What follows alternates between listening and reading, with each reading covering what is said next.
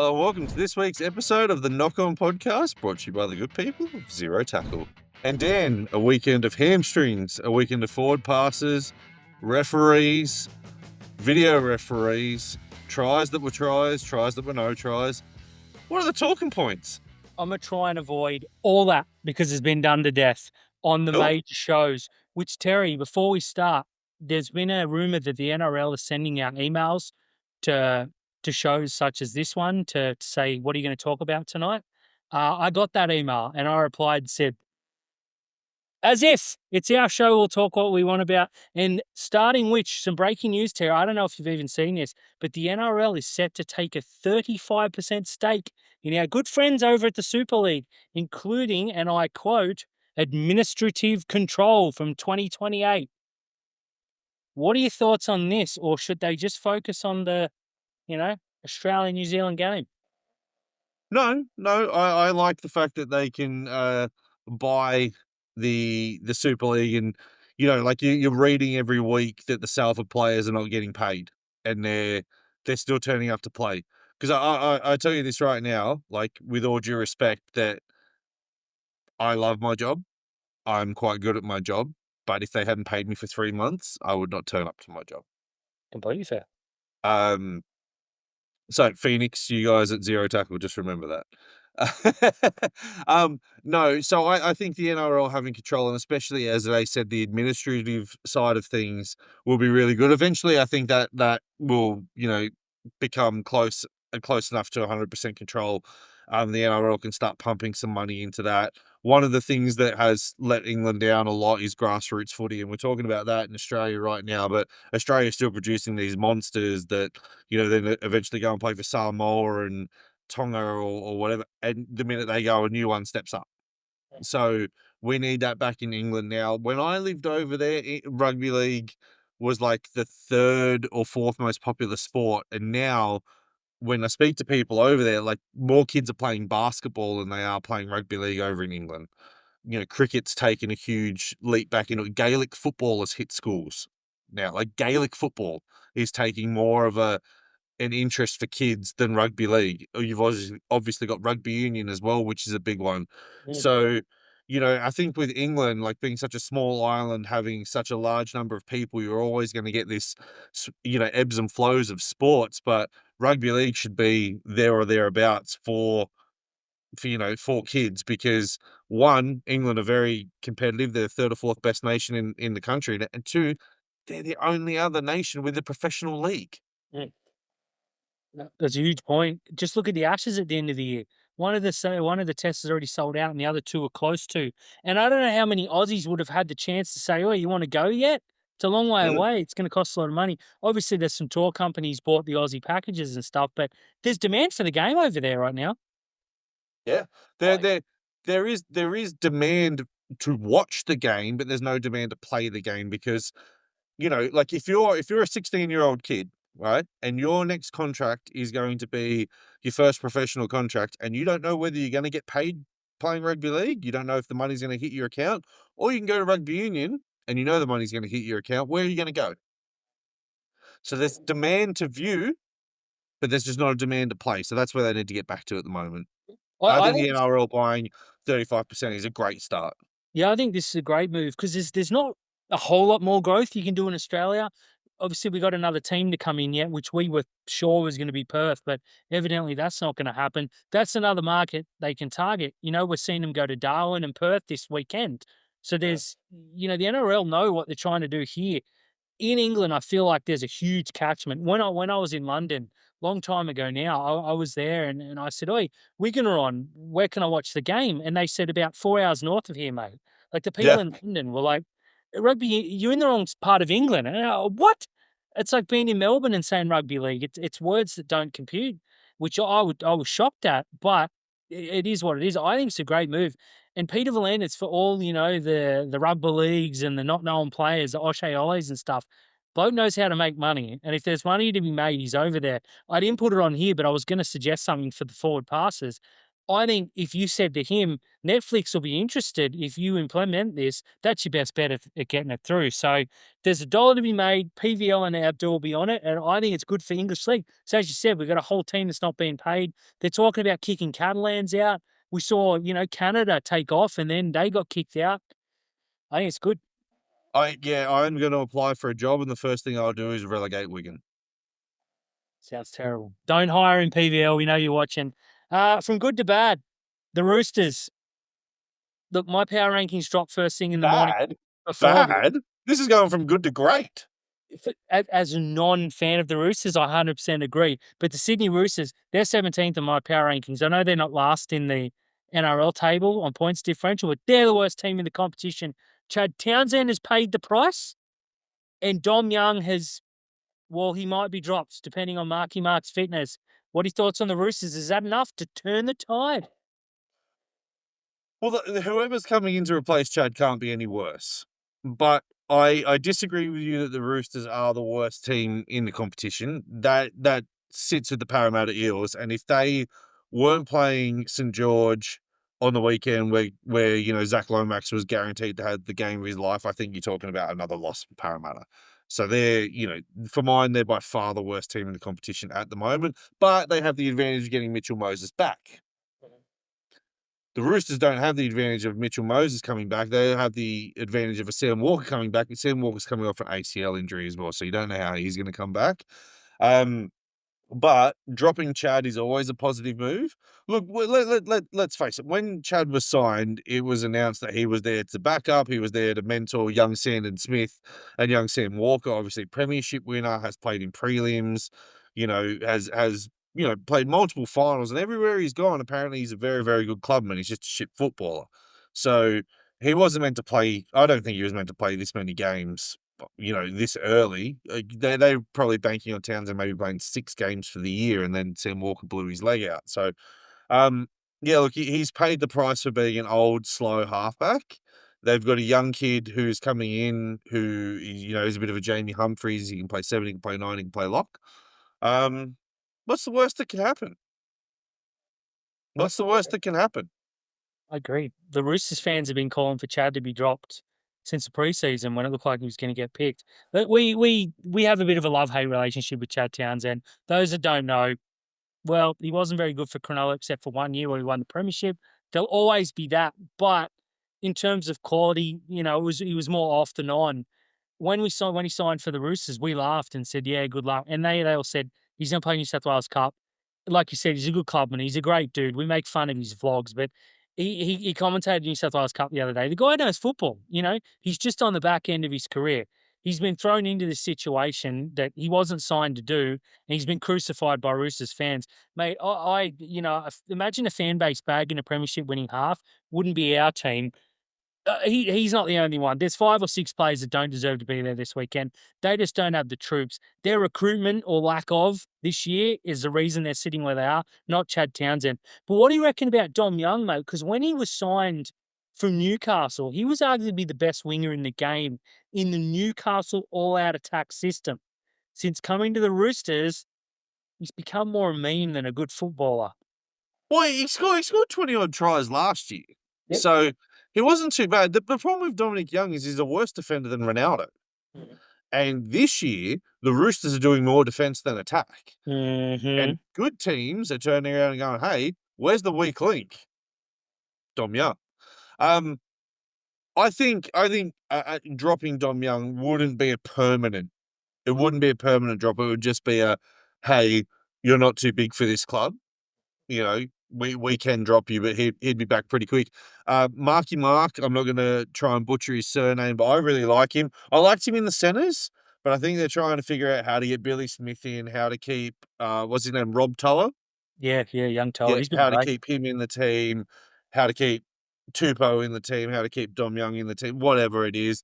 The simple answer is Billy Smith's probably got to be the one to step out in the end, but maybe a stint in reserve grade wouldn't hurt Dominic Young. Just to let him know that he's an England international. He's one of the 10 best wingers in the game at the moment. He can be the best winger on his day. However, you've started the year pretty crap. Go and play 1 or 2 weeks in reserve grade. Figure out that you hate it and come back. Yeah, I think you've nailed it. So we'll move on. This is something that was more relevant last week, but it's come back up today. So we're going to talk about it now. Last week, Payne Haas said, look, maybe I play for Samoa, maybe I won't. I wrote an article on it, said I think it's great for International Rugby League because this feels like the second version of Tonga coming through when Jason Taumalolo and Andy Fafita messed the system up. Well, that's how it was placed at the time. Tom Malolo obviously can't play Origin because he played for the Kiwis. Fafita still played Origin.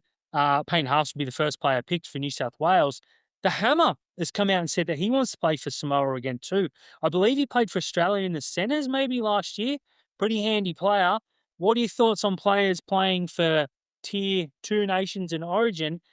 I argue that you can't end the Tier 2 because the second that you do, Jerome Luai, Brian Toto say, whoop, we're out. And Samoa and Tonga go straight back down. I think this is great all round. Yeah, look, as I said, the more players that defect, the better the international game grows. The situation that you're finding it though is that, like, for every one, like, there's out of all of those names, Payne Haas is really the only one that you turn around and go, if you're an Aussie, Payne Haas is the one where you go, that sucks. Yeah. That actually really sucks, right? New Zealand are getting the kick in the teeth here because people are throwing all these, fantasy sides of Jerome Hughes going and playing for Samoa and being the number 7 for Samoa and, partnering him with Jerome Luai. And, they're talking about Tarpany defecting and going over to Tonga and all these, you're like, New Zealand are the ones who took, Adam Fanua-Blake never played a game for him. And you're telling me that he wouldn't be one of the first props picked for them? Australia have got a really, really big nursery, and you're seeing, like, in the juniors these days, the Australian schoolboys tour is almost going to get cancelled because it's just not worth it. Like, Australia beat New Zealand last year by a combined total of like 180 points over the 3 games in the Australian schoolboys.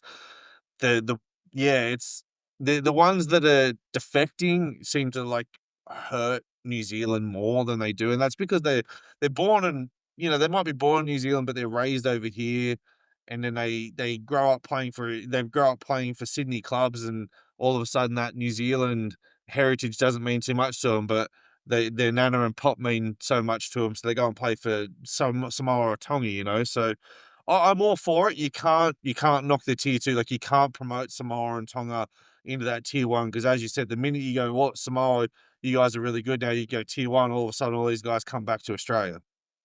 And they won't play for Australia. Like, not all of them. Like, I don't think Jerome Luai would play for Australia, for example. Yep. No, that's fair. I think Origin's the key here because as much as we want international league to be the pinnacle, it's Origin. I mean, the match payments alone are staggering. That's life changing if you get Yeah. picked for Origin. Like Sue Lee played 7 minutes and got paid 150 grand or something ludicrous, or maybe it's 50 grand. I think this is great for the international game because Samoa and Tonga are very close. We've seen them beat New Zealand, we've seen them beat Australia. They haven't won a major tournament yet, but I think this year, while Australia is in England, Samoa, Tonga, and New Zealand have to play a tri-series. Yeah. There's every chance that we see Tonga or Samoa. They may play in the final. Like Yeah, it's that would smoke New Zealand at the moment, yeah. especially if Jerome Hughes defects. Oh, it's super exciting. And then the next World Cup, which is in Australia and a bit in PNG, you are talking like 4 genuine teams plus England that could win the thing. Like, I think it's fantastic. But as soon as you close that Origin loophole, which is why they're defecting from New Zealand. There's no Origin. Like, how many players have we seen? Kalen Ponga is talking, will I play for New Zealand? I guarantee if they pick Reece Walsh at 1, he goes and plays for New Zealand. If they Yeah. pick him at 1, he stays and plays for Australia. Origin's that important. The money's too much. I think this is fantastic for the game. Yeah, I'm Double with you. thumbs up. Speaking of fantastic for the game, we're going to have a bit of a Bulldogs segment here because they're leading the comp. They're undefeated. They are fantastic. Just as we went to air, everyone's favourite premier, Chris Minns, has announced a $45 million grant for a Centre of Excellence for the Bulldogs. I'll get your thoughts in a minute. And Braden Williami, former, I think, Dragon and 7 or 8 other clubs, has been named the, we'll say, inaugural coach of the NRLW side for the Bulldogs, which comes in this year. They've signed well. Their young girls are just killing everyone in front of them last year and again this year. Bulldogs going pretty well at the moment, mate. Yeah, the Bulldogs are, and I won't say they're really fun to watch because they just suffocate you and they beat you with their defense. But they're the minute Matt Burton went down, you and me included were like, "That's the Bulldogs done for the next 6 weeks." Mhm. And they've gone to Shark Park, and they've basically kept Cronulla out all night, barring a spectacular solo effort from Kaoliro. And then they played Newcastle, and they executed the exact same game plan.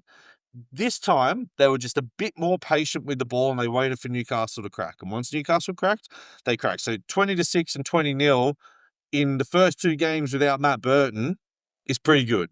They don't have Viliami kick out. Jacob Kiraz has played 1 game for him. Like, this team is a legitimate premiership threat. Now, do I think that they could withhold the Melbourne Storm like that? Not at the moment, but if you put Burton and Kickout back in there, I think that's a pretty good game. Yeah. Look at that. Now, in terms of Braden Williami, look, he wasn't a very spectacular player. I think he played probably less than 100 NRL games, but playing 1 NRL game is pretty impressive. Playing 10, playing 20, playing 50, whatever it was that he played. He wasn't the inaugural coach. Their inaugural coach has been sacked, so he's the next guy in. I wish him all the best. And as you said, the Bulldogs young girls, like they were putting on record scores last year in, was it Tasha Gale or the Lisa Viola, is it? Yeah, it's the Fowler Cup. Yeah. Yeah. Um, they were just putting record scores up across that. So they're really, really throwing money into and you've seen recently the Dogs have won Jersey Flag back to back. They've been pretty competitive. Harold Matts and SG Ball. It's not as if they're just going, "Oh, the boys are where we want to go." They're throwing great money into their pathways for the girls and really, really developing the girls. So they've got a stepping stone to come into. You're probably going to be talking in 2 or 3 years' time about the Bulldogs having an NRLW premiership as well, and it'll be well deserved because I reckon they've had to sign a lot of players this year, but you'll start seeing that pathways throwing some girls into the competition, and the ones that don't make the Dogs, they'll filter out elsewhere as well.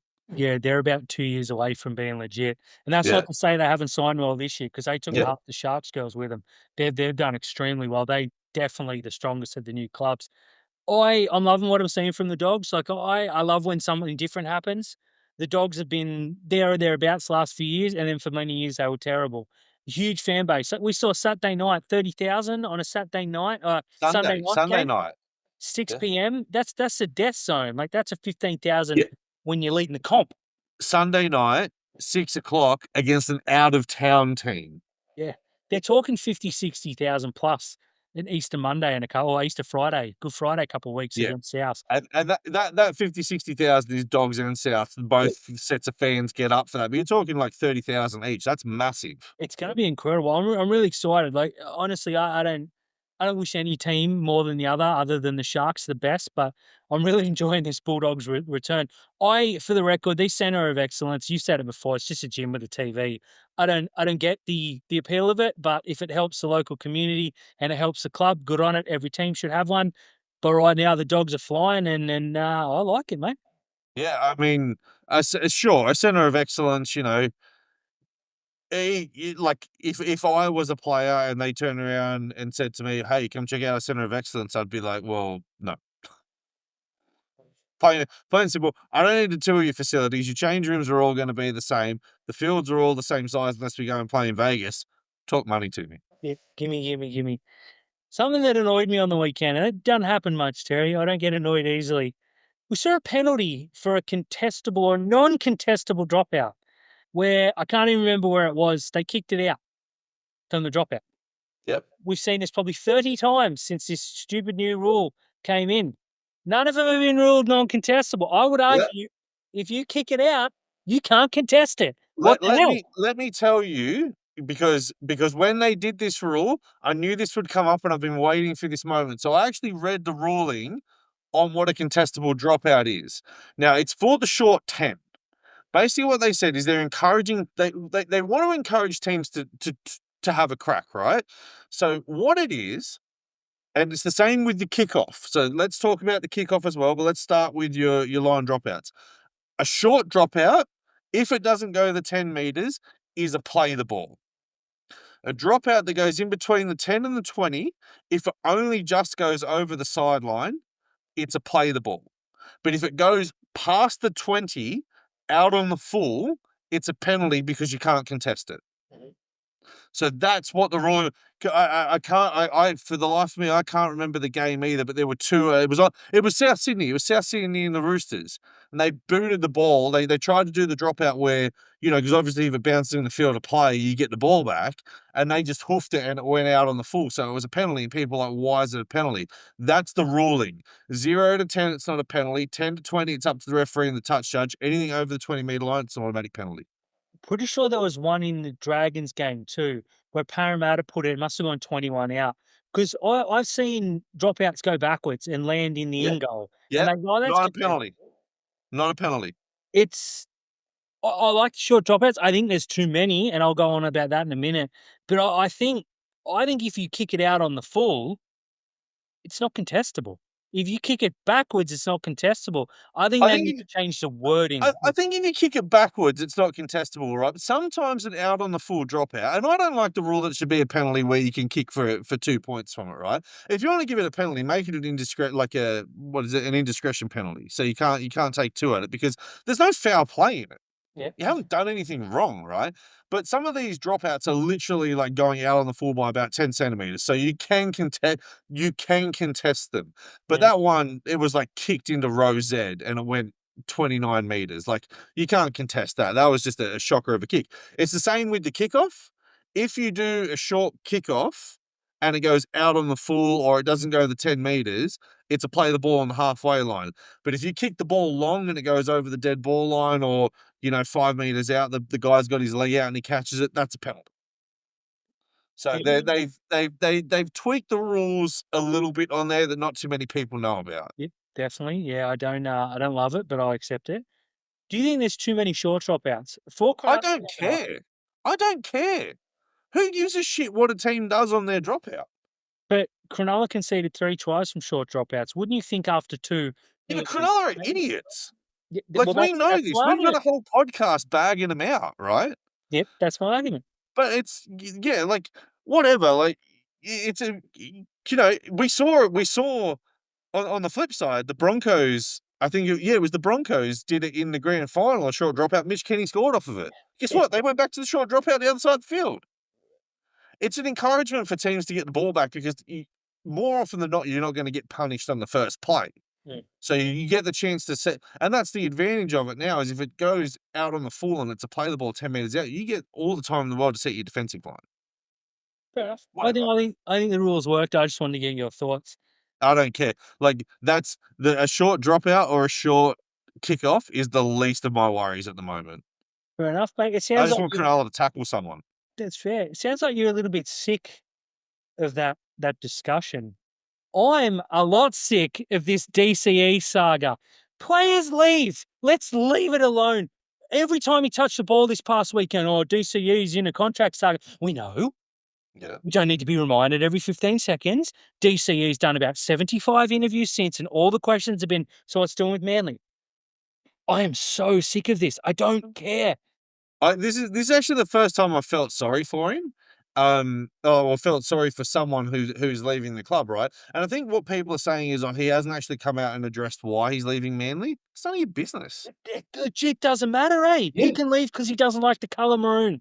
Yeah, he can leave because he's off contract. Like Players leave that's every single year. I know he's a long tenure player. I know he's a yeah, good player, but how many players? Sean Johnson left, and I would argue that he was the most Kiwi of Kiwis of all time. yeah, Came to Cronulla, then went back. yeah. Why is DCE so special? Yeah, again, because he's been there since 2011. He was the rookie of the year. He signed the first 10-year deal. He's the captain of the club. He's the face of the club. He's the captain of the Queensland Origin team, right? So I think people want to know what's upset him so much for him to turn around and go, "Well, I've still got 1 or 2 years left in the NRL, but it's not going to be at Manly." But it's no one's business apart from DCE's.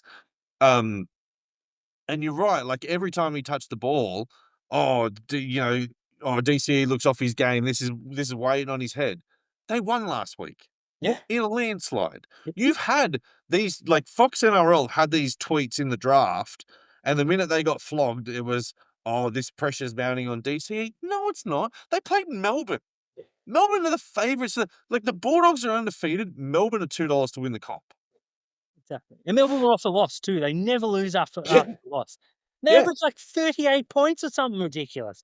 yeah, That's frightening. I never want Melbourne. Look, I know DCE means a lot to Manly and Manly means a lot to DCE, but I know it never was official, but he signed for the Titans. yeah, I know he backflipped and he played yeah. in blah, blah, blah. And this is you have to remember that he had a verbal agreement with Cronulla Yes. because of his best mate Ben Barber, and then the Titans came in with an over the top money for him to come home, and then Manly came in with a 10-year deal worth $10 million. It just, it's, the people want a story. They Yeah, want to know that Seabold's been, or one of the Moses boys has been doing something, or there's a player that's coming through and he's getting kicked out. They want a story. It may come out. I don't care at the moment. Even if it drops halfway through this I don't care anymore. yeah, I want DC to come out and have a shocker against the Sharks and lose, but I don't want people to say it's because of blah, blah, blah. It's because you just had a shocker and you lost. yeah. Or if he comes out and wins, God forbid, they just say, geez, DCE was good. He was in Perth, not, oh, he was so far from the saga. And it's not weighing on his mind. He's just a player leaving the club at the end of the year. We've seen 20 players. Look, if ET had left with 2 years to go, okay, he's born, raised in, I get it. But 2 weeks later, I'd be over that too. David Peachey left. Again, I go back to Sean Johnson. RTS left. Like, Cade Snowden. Cade Snowden was the last one that I can remember that got this kind of DCE treatment, you oh, know? And he went back home. exactly. It's just, And that's what's gonna happen with DCE because he's gonna go back home. yeah, he's just going to go to Queensland. Isaiah Katoa is gonna go to Penrith, and DCE is gonna go to the Dolphins. Speaking of which, Isaiah Katoa, the last one on my list, wants to come back to Sydney. I hate this so much. This is the risk that you run when you sign like, when you've got a new club coming in another state and you go and sign, young players from Sydney whose family don't move with them. This is the risk that you're gonna run because there's another rumor about Jack Bostock as well, Yeah. that he wants out of the Dolphins. So this is the risk that you run with these young kids who go and establish themselves and then go, "You know what? I wanna go home." Now, he has signed a contract and he is the face of the club until 2028, but you can't tell me that if you're the Dolphins, that you go and get this agreement with DCE, you're okay to let Isaiah Katoa go. Right? And I get that. It's a shame, but this is the situation that happens. Contracts in the NRL don't mean anything. Contracts in any sport don't mean anything, right? Like, you have a look at NBA players, they sign max contracts. Luka Doncic signs max contracts, gets traded. You have a look at EPL players that go and sign big money deals at, clubs like Chelsea and Liverpool, and it doesn't work out. They're sold a year later. Mm. Like this, that it's just a sport. Like, yes, you sign your contract. At the end of the day, your contract is with the NRL, and they're subletting you to the Dolphins. So if you want to get out of it, you'll get out of it. Yeah. Because you just go to the NRL and go, okay, you know what? I'm going to go and sign with rugby, and you can't do anything about that. Yeah, well, I hope the players aren't watching, mate, because you've just broken the whole system. Yeah, and that's literally the thing. Like, if you don't release a player, Rugby Australia will take him Mm. because Isaiah Katoa is probably better than anyone that they've got. Yeah, you could go play halfback for the Wallabies tomorrow. Yeah.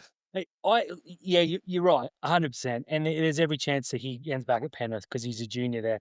He was one of the first players signed for the Dolphins. He was the bloke who was sort of like, this is gonna be the He future was the of. third player signed. The first player signed was Jack Bostock. Yeah, and you just he's so good, and we're to the point we're talking him as a potential future New South Wales half, and he's signed for the next 3 or 4 year, whatever it is, 4 years up there to be the face of the game at Redcliffe, and to think he wants to come back to Sydney and they're pretty powerless. Okay, you get DCE for 2 years, but then what? Like, we've seen 7 or 8 blokes, Sean O'Sullivan was supposed to be, Cody Nikorima, like, we've seen 5 or 6 different halves go to different, Toby Sexton's had a resurgence, but he was the next big thing. Ash Taylor. You don't get many Isaiah Katoas, and they've got him, and they might lose him just because he wants to live when it's an hour flight away. If I'm the Dolphins, I'm saying fly home a couple of days a week, whatever. We'll pay for it. I don't care. This is a kid they have to keep, and this would ruin the Dolphins because every time you look at a player like Kafusi, who's coming to the end, or they lost Ewan Aiken, who's a pretty handy player, you're like, yeah, but they've still got Isaiah Katoa. If he leaves, this is the Titans all over again, mate. They were good, lost all their players, and were terrible for like 6 or 7 years. Yeah, but if he leaves and they get DCE, you watch DCE's influence on bringing players to the club. So I think they'll be all right. I hope so, mate. I hope they need to say to Katoa, you can only go if we have DCE and he doesn't backflip on the deal. Hey everyone, thank you for tuning in to another episode of the Knock On Podcast, brought to you by the good people of Zero Tackle, your one-stop shop for everything rugby league, breaking news, transfers, contracts, updates, the best independent journalists on the planet that cover rugby league, led by my colleague, Mr. Dan Nichols, who has got power rankings that don't make sense, hit pieces on his own coach. What can we go for this week? Well, speaking of hit pieces, mate, the Roosters. I thought they were quite clearly the worst team in the competition, and I'm going to ride as such. And I'm going to throw everyone under the bus. I'm going to pick a name out of a hat. I'm going to throw them under the bus. Beautiful. Because negativity sells, and that's what I'm here to do. Be negative about the Roosters.